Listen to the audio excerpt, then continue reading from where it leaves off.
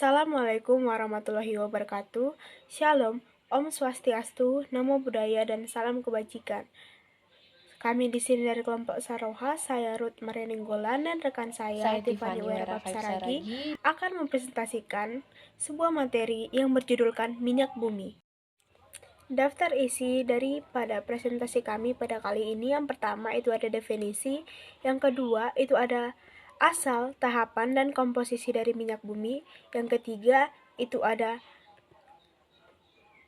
manfaat, dampak, dan upaya penghematan minyak bumi, yang keempat itu ada pembakaran minyak bumi, yang kelima itu ada fraksi minyak bumi, menara fraksionasi, dan bilangan oktan, yang terakhir atau yang keenam itu ada kesimpulan.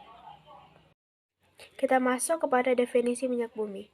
Minyak bumi adalah sebuah campuran kompleks dari berbagai senyawa hidrokarbon yang sifatnya itu cair, berwarna coklat kehitaman, yang mudah terbakar.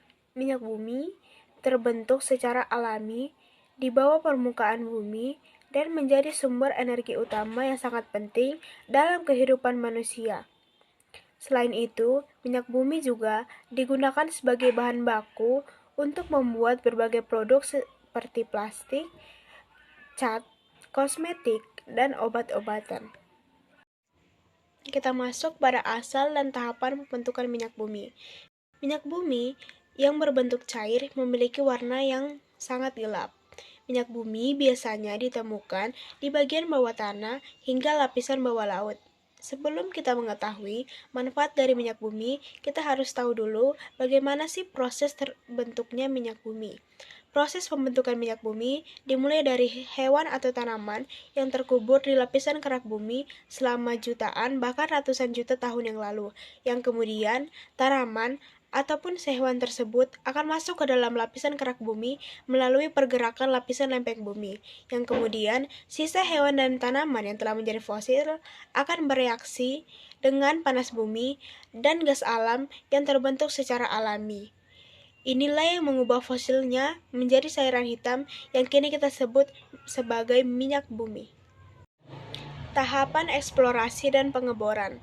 Yang pertama ada eksplorasi, di mana ini kita akan mencari suatu lokasi yang berpotensi mengandung minyak bumi melalui survei geologi, seismik, dan pengeboran eksplorasi. Yang kedua, pengeboran produksi. Jika ditemukan cadangan minyak, maka dilakukan pengeboran sumur produksi untuk mengangkat minyak bumi mentah ke permukaan. Yang ketiga, transportasi. Minyak mentah yang telah diangkat ke permukaan kemudian dikirim ke kilang menggunakan pipa atau kapal tanker. Dan yang keempat, pengolahan. Ketika minyak bumi mentah telah dikirim ke kilang, maka minyak tersebut akan dipisahkan sesuai dengan titik didinya untuk dibuat menjadi berbagai produk yang dilakukan melalui proses distilasi fraksionasi. Senyawa kimia minyak bumi. Minyak bumi mengandung berbagai senyawa hidrokarbon seperti alkana, lebih tepatnya parafin, sekitar 30% sampai 60%. Yang kedua, sikloalkana atau naften sekitar 30% sampai 40%. Yang ketiga, ada aromatik yang berkisar 10 sampai 20%. Selain itu, terdapat unsur-unsur lain dalam jumlah kecil seperti sulfur, nitrogen, oksigen, dan logam berat. Yang ketiga, ada manfaat, dampak, dan upaya penghematan minyak bumi. Kita akan membahas manfaat minyak bumi. Ada 7 manfaat minyak bumi yang akan saya bahas. Yang pertama, sebagai sumber energi utama. Minyak bumi merupakan bahan bakar fosil yang menjadi sumber energi utama yang paling banyak digunakan di dunia. Hasil olahannya digunakan untuk bensin atau bahan bakar kendaraan bermotor, solar untuk bahan bakar truk, kapal, dan generator listrik, aftur sebagai bahan bakar pesawat, dan minyak tanah untuk bahan bakar ataupun memasak, atau juga di berbagai daerah pelosok digunakan sebagai penerang. Yang kedua, yaitu sebagai bahan baku industri. Contoh olahannya yaitu plastik, karet sintetis, serat sintetis, cat, pelarut, dan lem. Tidak lupa juga sebagai bahan pembuatan pupuk dan pestisida. Yang ketiga, pelumas dan pendingin mesin. Contoh barangnya yaitu pelumas atau oli yang berfungsi untuk mengurangi gesekan antar komponen mesin, mendinginkan bagian mesin, dan mencegah karat serta kerusakan pada mesin. Yang keempat, bahan dasar produk rumah tangga dan kecantikan. Contohnya seperti sabun, deterjen, lilin, parafin, serta kosmetik seperti lipstik, lotion, dan parfum. Yang kelima, pembangunan infrastruktur dan material. Contoh bahannya yaitu aspal yang digunakan untuk membangun atau memperbaiki jalan raya dan melapisi atap bangunan. Yang keenam, sebagai sumber pendapatan negara.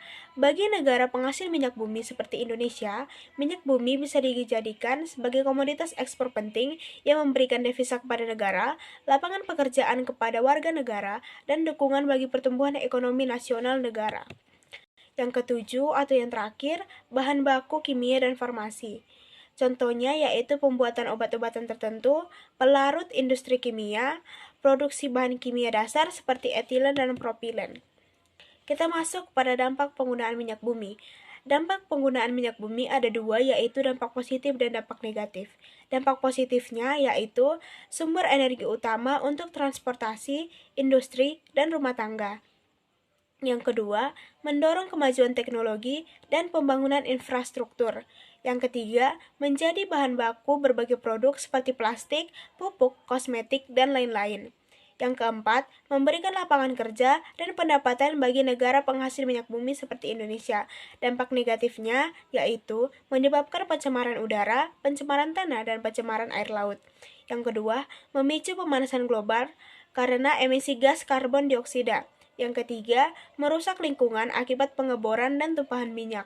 Yang keempat, menyebabkan ketergantungan energi dan fluktuasi ekonomi. Dan yang terakhir, menimbulkan penyakit pernapasan dan masalah kesehatan. Selanjutnya, saya akan membahas mengenai upaya penghematan minyak bumi dan energi alternatif. Untuk mengurangi dampak negatif dari penggunaan minyak bumi, kita bisa mulai dari langkah kecil, seperti menghemat listrik, menggunakan transportasi umum, dan mengurangi plastik.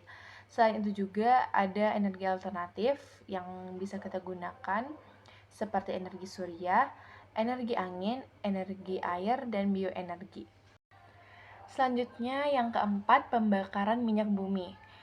Hasil pembakaran minyak bumi yang pertama energi panas dan cahaya, berfungsi untuk menggerakkan mesin, memasak, dan pembangkit listrik. Yang kedua, gas hasil pembakaran, yaitu CO2 atau karbon dioksida dan H2O atau uap air. Jika pembakaran yang tidak sempurna juga dihasilkan, yang pertama CO atau karbon monoksida atau gas beracun dan sisa karbon. Selanjutnya, yang kelima adalah fraksi-fraksi minyak bumi. Minyak bumi tidak dapat langsung kita gunakan. Ia harus dipanaskan dalam menara fraksionasi.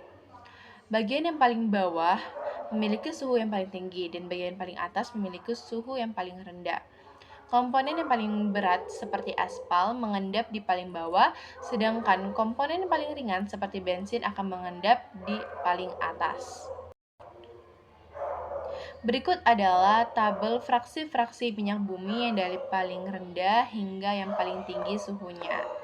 Kalian bisa melihat apa-apa saja kegunaan utamanya. Selanjutnya, menara fraksionasi.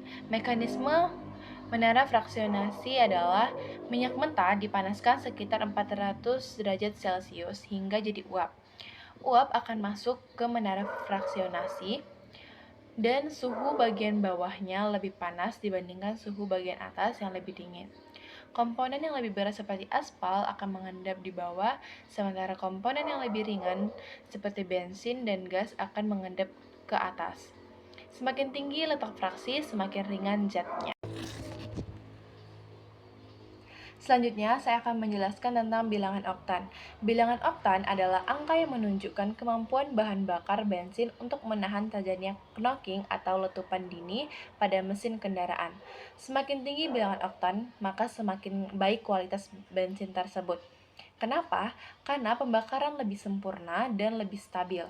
Contohnya bensin yang bilangan oktannya 92 seperti Pertamax. Kualitas lebih bagus dibandingkan premium hanya memiliki bilangan oktan 88. Jadi, semakin tinggi bilangan oktan, semakin bagus pula performa mesin kendaraan dan semakin sedikit pula polusi yang dihasilkan. Nah, sekarang mari kita masuk ke bagian terakhir yaitu kesimpulan. Minyak bumi memang sangat berperan penting dalam kehidupan manusia sebagai sumber energi utama. Tetapi penggunaan minyak bumi juga menimbulkan pencemaran lingkungan, pemanasan global, dan ketergantungan energi. Karena itu, kita perlu hemat energi dan kembangkan energi alternatif yang ramah lingkungan. Sekian presentasi dari kami, kelompok Saroha. Saya Tiffany Wera Vibe Saragi dan rekan saya, Ruth Maria Nenggolan, mengucapkan terima kasih dan mohon maaf jika ada perkataan yang salah.